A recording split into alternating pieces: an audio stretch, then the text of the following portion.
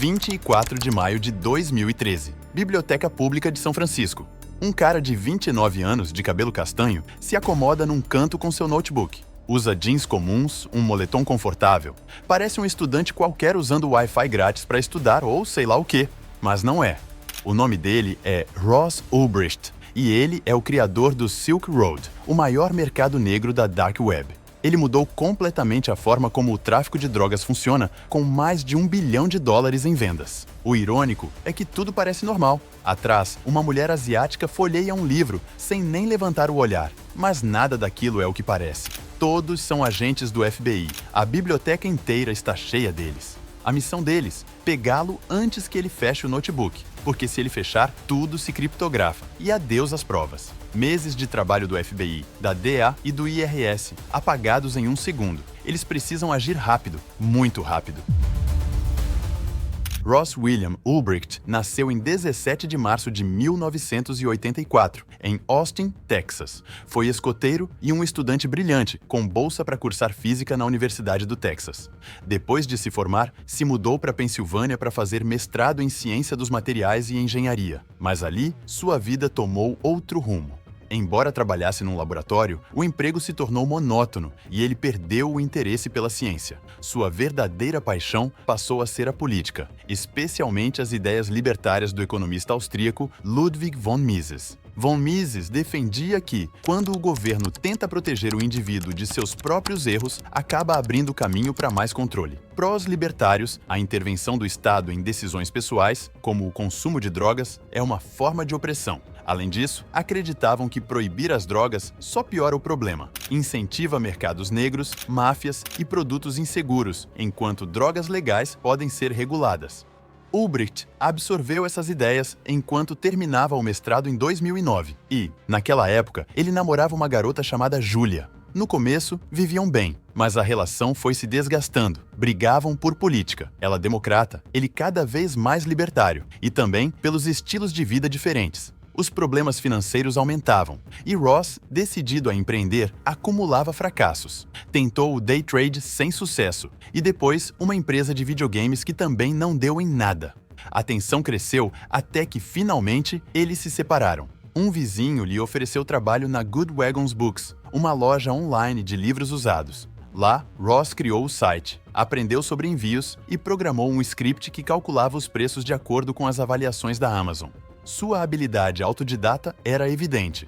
Durante essa fase, ele também voltou a ter contato com um conceito que havia conhecido como trader, Bitcoin, uma moeda digital descentralizada e anônima, sem bancos nem governos no meio. Para Ross, era o instrumento perfeito para colocar em prática suas ideias libertárias. Ross teve uma revelação. Em seu diário, escreveu: a ideia era criar um site onde as pessoas pudessem comprar qualquer coisa de forma anônima, sem deixar rastros. No começo, ele chamou o projeto de Underground Brokers, mas não gostou do nome e acabou rebatizando como Silk Road, a Rota da Seda. Ele não era programador profissional. Aprendeu tudo por conta própria. Um amigo engenheiro o ajudou no início, mas a maior parte do trabalho foi feita sozinho. Em fevereiro de 2011, com 26 anos, lançou o Silk Road. Um hacker ético chegou a avisar: isso aqui é uma porcaria amadora, mas o site funcionava. Para começar, Ross vendia cogumelos alucinógenos que ele mesmo cultivava numa cabana. Para atrair clientes, se infiltrou em fóruns como o shroomery.org e postou uma mensagem fingindo ser um comprador curioso. Achei um site chamado Silk Road. É um serviço na rede Tor onde dá para comprar e vender qualquer coisa online de forma anônima. Alguém já ouviu falar? Era um tipo de spam disfarçado, mas deu certo. As pessoas começaram a entrar. Os cogumelos venderam rapidinho. Depois vieram outros vendedores, e com eles a explosão do site. Maconha, estimulantes, benzodiazepínicos, o que fosse. Ross cobrava uma comissão entre 8% e 15% por transação, e logo estava ganhando cerca de $25 mil por mês. Sua má fase tinha acabado. Ele até tentou voltar com a ex-namorada Julia, mas quando contou em que consistia o negócio, ela ficou horrorizada e terminou de vez. Não importou, o Silk Road já era um fenômeno. Em meio a todo esse sucesso, um usuário chamado Nobby entrou em contato com ele. Dizia ser um traficante de drogas porto-riquenho e lhe ofereceu $1 bilhão pelo site. Ross recusou. Isso é mais que um negócio, é uma revolução, é o trabalho da minha vida. Nob virou seu confidente, a única pessoa com quem ele podia falar sobre a vida dupla que levava, fingir ser trader enquanto comandava um império digital clandestino. O que Ross não sabia era que Nob, na verdade, era Carl Mark Force, um agente disfarçado da DEA. O Silk Road não demorou para chamar a atenção das autoridades. A DEA começou a notar um aumento nos envios de drogas pelos correios e rastreou a origem até a Dark Web. O agente Carl Force liderava a investigação, mantendo sua identidade falsa como Nob. Mas a pressão aumentou de vez quando, em junho de 2011, o senador Charles Schumer denunciou publicamente a existência do site. O FBI e o IRS entraram no caso, alarmados com o fluxo de dinheiro e os possíveis crimes fiscais ligados ao Bitcoin. O FBI colocou no comando Chris Tarbell, um jovem agente conhecido por ser obsessivo e disciplinado. Embora não fosse um gênio da programação, ele fez mestrado em ciências da computação porque entendia que o futuro do crime estaria no mundo digital. Na divisão de crimes cibernéticos do FBI, Tarbell assumiu o caso do Silk Road sem pensar duas vezes e o batizou de Operação Onion Pillar, a primeira grande caçada do FBI dentro da rede Tor. Para entender o Tor, é preciso primeiro entender a Dark Web. A internet como usamos é só a superfície, páginas indexadas pelo Google, acessíveis a qualquer um. Mas por baixo dela está a Deep Web, composta por sites não indexados, como e-mails privados ou bancos de dados internos. Dentro dessa camada mais profunda se esconde a Dark Web, um espaço feito para permanecer oculto, onde os endereços IP são mascarados e só se acessa com um software especial. Esse software é o Tor, que esconde a localização do usuário enviando as informações por rotas aleatórias através de diferentes nós. Para investigadores, topar com um IP do Tor era como bater de frente com um muro. Impossível rastrear. Mesmo assim, Chris Tarbell não desistiu. Montou uma equipe especializada em cybercrime com especialistas como Ilwan Ihum, pioneiro em Bitcoin, e Tom Kiernan, um veterano em sistemas computacionais. A missão era clara: desmontar o Silk Road testando suas defesas por dentro. Era um trabalho quase experimental, a primeira tentativa séria do FBI de se infiltrar no coração da rede Tor. Enquanto isso, Ross Ulbricht estava vivendo o auge com sua criação. Viajou pelo mundo, passou pela Austrália e pela Ásia, vivendo como um nômade digital, trabalhando em seu notebook Samsung em cafeterias e espaços públicos. Mas sempre paranoico. Sentava nos cantos, baixava a tampa se alguém passasse e mantinha uma história falsa para todo mundo, dizendo que era day trader. Ninguém imaginava que, por trás daquela tela, ele controlava o maior mercado ilegal do planeta, e se fosse descoberto em algum país asiático, provavelmente teria pago com a própria vida. À medida que o Silk Road crescia, Ross enfrentou um dilema moral. Um usuário publicou heroína à venda. Ele tinha imaginado o site como um espaço para drogas leves, como maconha ou cogumelos, mas logo surgiram coisas bem mais pesadas: armas, venenos e até ofertas de órgãos humanos. Um usuário chegou a postar oferecendo rins e fígados de forma consensual. Alguns defendiam que num mercado realmente livre, tudo deveria poder ser vendido. Ross percebeu que seu experimento libertário precisava de limites, ou acabaria afundando no caos. Foi então que ele decidiu adotar uma nova identidade, Dread Pirate Roberts, DPR, inspirado no personagem de A Princesa Prometida, símbolo do anonimato e da sucessão infinita de uma figura sem rosto. Sob esse nome, escreveu um código de conduta para o Silk Road, proibiu pornografia infantil, objetos roubados e identidades falsas. Estabeleceu um princípio central: trate os outros como você gostaria de ser tratado e não cause dano nem engane ninguém. Quando perguntaram se permitiria a venda de órgãos, respondeu friamente: sim, se a origem for consciente, tudo bem. Assim se consolidou como o líder filosófico e moral do mercado mais controverso do mundo digital. O Silk Road já tinha se tornado o Amazon da Dark Web. Cada produto tinha descrições, avaliações e comentários que reduziam golpes e garantiam qualidade. Um usuário chamado Ivory comentou sobre um cristal de MDMA. It had a nice fizz and wish of smoke, ou seja, bateu forte e bem. Enquanto isso, Ross voltou para os Estados Unidos e se estabeleceu em São Francisco, onde retomou o relacionamento com Julia.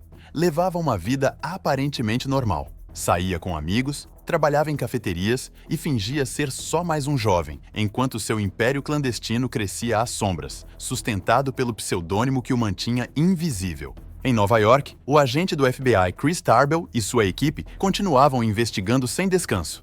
Em 2013, conseguiram rastrear um endereço IP que os deixou de queixo caído, 62.75.200 e 46.20, o endereço do servidor do Silk Road. Ao mesmo tempo, em Spanish Fork, Utah, a história tomava um rumo inesperado. Curtis Green, um homem de 47 anos, tomava café da manhã tranquilo em casa quando recebeu um pacote suspeito. Ao abri-lo, um pó branco se espalhou no ar. Antes que pudesse reagir, uma equipe SWAT arrombou a porta e o prendeu. Dentro do pacote havia 1 quilo de cocaína. Apavorado, Green implorou dentro da viatura policial: "Por favor, não me joguem na cadeia. Aquele cara tem milhões, ele pode mandar me matar." O que os agentes logo descobririam é que Curtis não era um traficante perigoso, mas sim um ex-paramédico com dores crônicas que havia se registrado no Silk Road sob o apelido Chronic Pain. Incapacitado para trabalhar, começou a estudar química por conta própria até virar uma espécie de farmacêutico caseiro, o que o tornou útil no fórum de saúde do site. Lá, ele ensinava como reduzir riscos ao usar drogas, alertava sobre o fentanil e desmentia absurdos como injetar heroína no olho. Um dia, recebeu uma mensagem do próprio Dread Pirate Roberts: "Quero que saiba que seu trabalho não passou despercebido. Gostaria de te oferecer um cargo." DPR queria que Curtis cuidasse do atendimento ao cliente e de tarefas administrativas, como redefinir senhas. Mas antes, pediu uma prova de confiança: que ele enviasse uma cópia escaneada da carteira de motorista. Curtis, ingênuo mas grato, enviou. Assim ficou completamente exposto diante de um chefe invisível. Sem saber, acabava de selar seu destino como o primeiro funcionário identificado do Silk Road. Quando o SWAT invadiu a casa de Curtis, estava acompanhado de agentes da DEA dentro da Operação Marco Polo. Várias agências perseguiam o Silk Road. A Marco Polo era comandada por Karl Mark Force IV, o mesmo que na web fingia ser Nob, o traficante porto-riquenho que conversava com DPR. Force organizou o envio da cocaína para Curtis para pegá-lo em flagrante. Depois de preso, Curtis começou a falar. Contou que era ex-paramédico, que achava que o pacote continha N-bomb e que só queria ajudar. Quando se acalmou, o agente Force chegou a lhe dar o próprio número e disse para ligar quando saísse da cadeia. Ross, por sua vez, percebe que o Chronic Pain não responde no atendimento ao cliente. Ao buscar no Google, descobre a detenção de Curtis. As coisas pioram quando outro funcionário, Inigo, avisa que faltam $350 mil em Bitcoin em várias contas do Silk Road e que rastreou os movimentos até contas vinculadas a Curtis. Ross entra em pânico. Prenderam um dos seus homens mais leais, que além disso, poderia ter roubado fundos e já ter começado a falar. Desesperado, Ross recorre justamente a Nob para manejar o assunto com violência. Envia o documento da carteira de motorista de Curtis e pede que resolvam o problema.